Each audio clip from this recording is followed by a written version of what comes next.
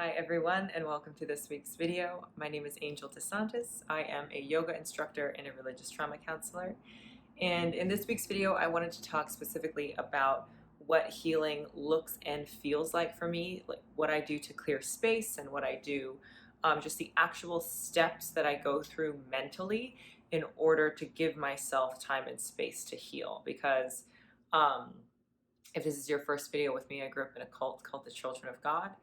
And coming out of something like that and then healing, it's not a linear process, and it also is not a quick process. So if you've been through religious trauma and or your brain has formed under something that is really oppressive, as you are trying to move away from that, you are literally trying to reform your brain. And for me, what I liken it to is that there's already a foundation and there's already a house. And when you leave, you realize that the house is crap. And so you take off the roof and you try replacing the roof, and that doesn't work. And so you kind of replace the supporting beams, or you replace the frame of the house. And it's better, but it still doesn't work. And eventually you realize, you know what? I need to rip up the foundation. Like, it doesn't matter what I put on top of it, the foundation won't hold. So I have to go in and kind of root the whole thing out and restructure. And it is a much bigger deal, and it will take a lot more time. And the good news is that you have time. You have time. If you've made it out, that means literally you get the rest of your life. All of that time you get back in order to do the work that you need to do. And then comes the next step of clearing space. So you have the time to do it, and now you need the space. And what, quote, space for healing looks like for me is, in relationship to the house, it would be razing it to the ground, ripping up the foundation, and starting clean. So then you just start with the space. You just start with the ground, and then you can decide how to rebuild and kind of create your own mental processes in a way that makes really good sense for you, and you relay a much better foundation, something that will hold, and something that is worth building on. But in that process, again, you have to first realize that the structure is incorrect and properly identify the work that you need to do. And then you need to clear space and root everything out. And for me, in this last, during COVID, right? It's been nuts. But for me, especially in the last month or the last 2 weeks, it has felt fairly heavy. It feels like I'm realizing that there was more work than I thought there would be. And I think that there is a really beautiful pattern of healing where if you are healing, then you should be giving yourself credit for that. And sometimes it feels like, oh, I'm healing, I'm giving myself credit. I'm healing, I'm giving myself credit. And then it gets to the point that, like, I give myself so much credit that I may not see that I still have work to do. So then when I realize, wait, I still have a lot of work to do, it can feel a little bit discouraging. And so what I do, so that I don't shame spiral, is I hit pause on everything. And what I mean by that is I don't hit pause on my professional life because it's easy for me to differentiate the two. But what I do is I pause on my personal life and my friendships, especially the ones that can sometimes feel really taxing.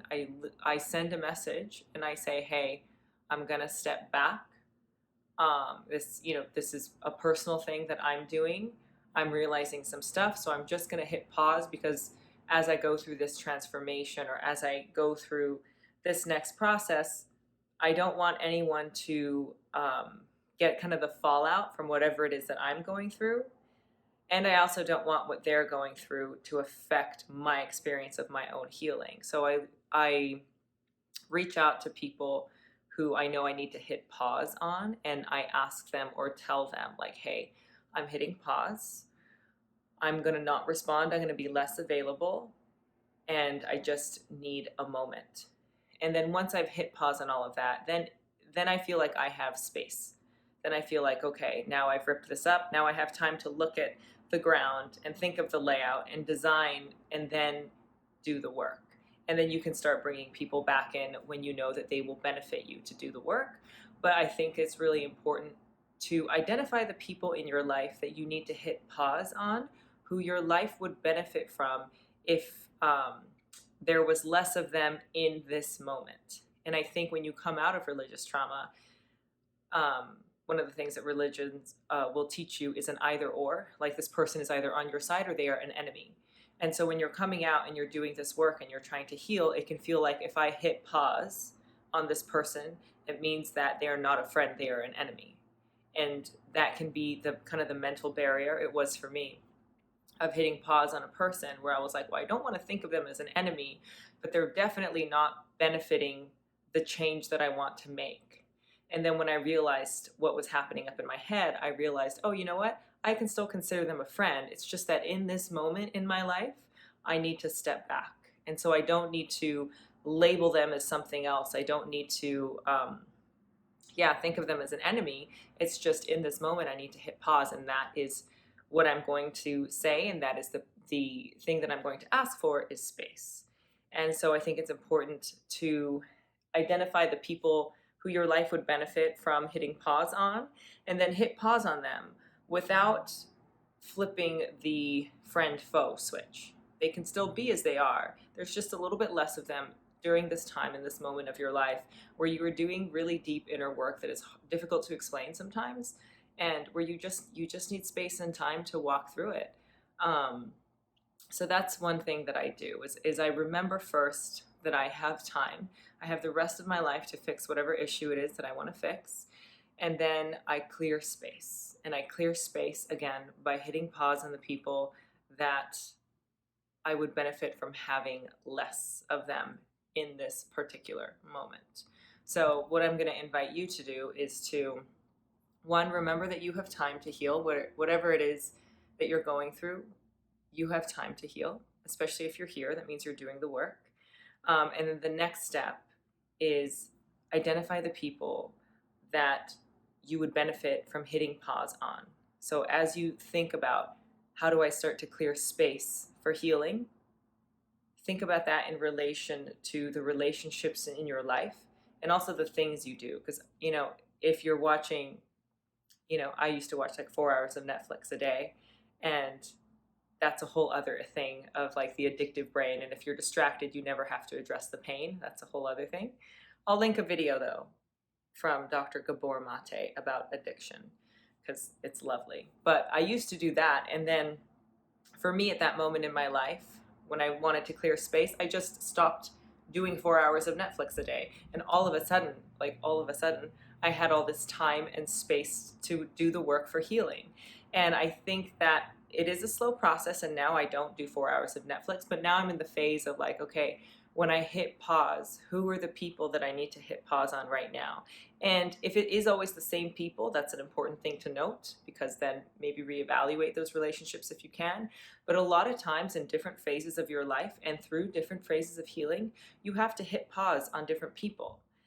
Which is a really interesting thing. I think it makes for an interesting life. It makes for an interesting introspection as well as outrospection, if that's a word. But again, being able to hit pause and create space for yourself without having to re-identify what the relationship is, I think is an important thing. So I hope that this helps. I hope that it makes sense. If it does, let me know. If it doesn't, or you need me to clarify something, let me know. But I think it's really important as you are on this journey of healing to remember that you do have time, and now all you got to do is clear space. So identify the people or the relationships or the things in your life that you do that you could potentially hit pause on at this moment as you move forward in your healing. And once you have moved through a phase, because healing is not linear, but generally, like anything else in life, you kind of go through it and then you come out the other end. And then there's like a moment of like absorbing that. And then you go through another phase and you kind of tuck under and go under the wave and get rolled about, and then you come up again. So in the moments of turmoil, identify the things that you would benefit from hitting pause on in that moment, so that when you come up for air, you're able to look around and then maybe reach back out and say thank you for the space. Or maybe the ability to step back has shown you something about that relationship. But I think it's just a really important thing to first give yourself time, understand that you have time, and then start to clear space and identify the things that will help you to clear that space in your life. Because your life should have a lot of space for you. That's what your life is for. So clear space for yourself to heal. And if there has been anything that has helped you, as always, leave it below. And I hope that this is helpful. It was just something that I was going through, and I thought I would share that because I do my best to be kind to myself and also take into consideration the people around me in the duration of my healing. So that's what I do. I hope that it's helpful. And yeah, thank you guys so much for being here, and I'll see you next time.